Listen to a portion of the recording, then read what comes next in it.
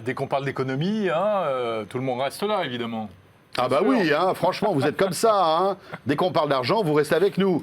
Cela dit, vous avez raison. Quand on voit que le pouvoir d'achat, on va dire des Français, mais voilà, de tous les citoyens de ce monde est en train de fondre.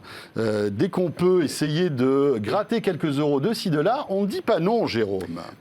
Bonjour Bertrand Germain. Bonjour Jérôme. Bonjour Bertrand. Bienvenue sur le plateau de Tech Hebdo. Vous êtes CEO de Sherpa avec un C. Sherpa, une application mobile pour surveiller tous les abonnements qu'on a tous, parce que c'est vrai qu'on est maintenant dans une ère d'abonnement. On souscrit peut-être parfois un peu vite, après on ne sait plus où on en est en fait. Exactement. Mobile et web d'ailleurs, puisque j'y suis là. Oui, effectivement, on n'a pas encore développé la version mobile, on est sur le web, mais donc effectivement plutôt avec un design qui est destiné au mobile quand même. D'accord. Effectivement, vous avez raison, on souscrit des abonnements et puis on les oublie. Et il n'y a pas de honte à ça, on est très nombreux à être comme ça. On les oublie, mais le problème c'est que pendant le temps on s'en rend un peu compte. 3 euros par-ci, 6 euros par là, voilà, etc. Un petit tarif d'électricité qui augmente sans qu'on l'ait vraiment vu passer, une facture de régularisation qui tombe, et là, ça coince et ça commence à faire un peu mal. Voilà ce qu'on essaie de résoudre comme problème. Alors, comment est-ce que vous le résolvez ? Alors, tout simplement, vous prenez tout à votre charge. Oui, exactement. On est très généreux. C'est très sympa, c'est tout à votre honneur. Oui, cool. Tout à fait. Oui. C'est vraiment une bonne idée. Plus sérieusement. Non, plus sérieusement, en fait, on part du principe que tout ça se produit en fait, parce que tout simplement, chaque consommateur que l'on est, on a beaucoup de mal à y passer notre temps à surveiller ces sujets. On trouve ça très peu intéressant, c'est chronophage. On n'y comprend pas grand-chose, c'est souvent même assez opaque. Et donc, en fait, on a développé une techno qui fait ça à la place du consommateur. C'est extrêmement simple. On vient simplement en fait analyser un document, une facture, un échéancier, et c'est à partir de cet élément qu'on va en gros profiler votre mode de consommation et votre tarification. Et puis à côté de ça, on regarde le marché en temps réel, en continu, et on confronte constamment votre situation par rapport au marché. Alors, c'est pour voir si on a des abonnements adaptés à nos besoins, c'est ça l'idée ? Alors, il y a deux idées à ça. La première, c'est est-ce que effectivement vous consommez ce que vous payez ? Ça, c'est quand même un élément qui est hyper important, parce que peut-être que vous êtes suréquipé. Et le deuxième élément, c'est très bien, si vous consommez à peu près ce que vous payez, est-ce que vous ne pourriez pas le payer moins cher ? Est-ce que finalement, il n'y aurait pas quelque chose de plus économique, de plus adapté à votre besoin toujours, mais un peu plus économique que ce que vous avez aujourd'hui. D'accord, mais on parle de quel type d'abonnement ? Alors aujourd'hui, on est positionné sur 2 types d'univers. L'énergie, qui est quand même un sujet un peu sensible en ce moment. Donc, on parle là d'électricité et de gaz. Et puis ensuite, tout ce qui est télécom, donc tout ce qui est box internet et forfait mobile. C'est globalement les abonnements que vous allez retrouver à peu près partout, dans tous les foyers.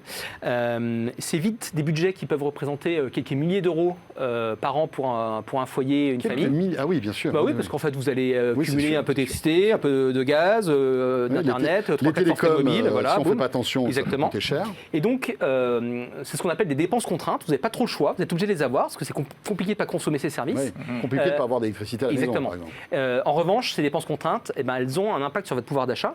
Et donc, on a probablement moyen de pouvoir les optimiser un petit peu et d'aller donner du confort à notre utilisateur. Donc si vous détectez que je paye trop cher mon électricité, vous allez me suggérer de changer d'opérateur, c'est ça ? Oui, exactement. Mais on va toujours vous dire ce qu'on pense. C'est-à-dire que même si on pense que votre truc est bien, on va vous le dire. Et ça, je pense que c'est déjà une grosse valeur. D'accord. Parce qu'en fait, comme on est tous un peu perdus en tant que consommateur, le fait de se dire, OK, là, je suis à peu près correctement servi, je suis bien équipé, c'est bien. Donc, vous ne poussez pas la conso, quoi. Vous non. Pas là. Enfin, il y a aussi une partie de conseil. Il y a une partie de conseil, effectivement. C'est importante. De conseil, et en fait, on sait très bien que, en fait, en réalisant cette démarche de conseil, dans la mesure où on continue à veiller ensuite sur votre contrat, ce qui peut être vrai aujourd'hui n'est pas forcément vrai dans 3 mois. Je peux vous avoir dit qu'aujourd'hui, c'était OK, et puis dans 3 mois, vous allez récupérer mes datas et de temps en temps me dire, recevoir un mail ou je sais pas quoi. Je vais vous notifier en disant, là c'est bon, ou là, attention, là. Ça commence à coûter trop cher. Exactement. Et vous avez des offres plus intéressantes à côté. Oui. Mais alors, comment ça marche ? Par exemple, moi, j'ai pas de gaz chez moi. Je sais pas si tu as du gaz, toi, chez toi. Non, pas de gaz. Électricité. Tiens, prenons une facture. Voilà. On veut voir si ma facture EDF représente ce que je consomme, etc. Comment je fais ? Je clique sur électricité, là je suis sur votre site, il faut que je rentre mon nom, mon prénom, etc. Enfin, on va vous inciter à déposer une facture. Donc une facture. Donc un PDF que je récupère. Un PDF, une photo, peu importe, on va pouvoir exploiter ça. Et en fait, de cette facture, on va venir retirer 3 types d'informations. Des informations qui vous concernent, comment est-ce que vous appelez, où est-ce que vous habitez, des informations qui concernent votre contrat. chez qui vous êtes engagé, combien vous payez, depuis quand, quelle a été votre évolution tarifaire. On va comprendre un petit peu l'évolution de ce contrat. Et puis, troisième élément, des informations d'ordre d'usage. Comment vous consommez là vous parlez d'électricité, est-ce que vous êtes en tarification de base, en tarification heure pleine, heure creuse, est-ce que c'est un tarif qui est avantageux pour vous ou pas?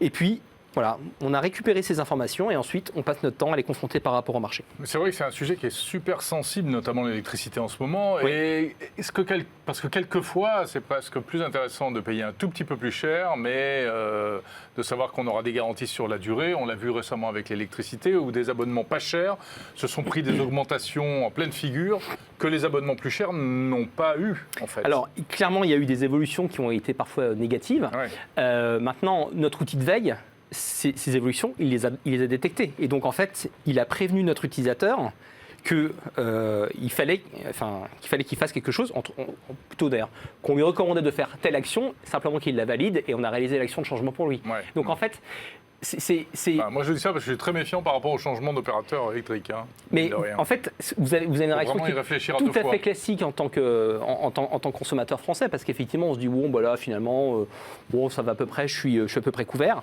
Mais si vous pouvez aller gratter 5 à 10% de votre facture mensuelle, tout simplement en étant un peu plus optimisé, et néanmoins surveiller pour essayer de s'assurer que quand il y a un changement qui se produit, vous ne se fait pas impacter. Juste revenir en arrière. Voilà, c'est quoi votre modèle économique?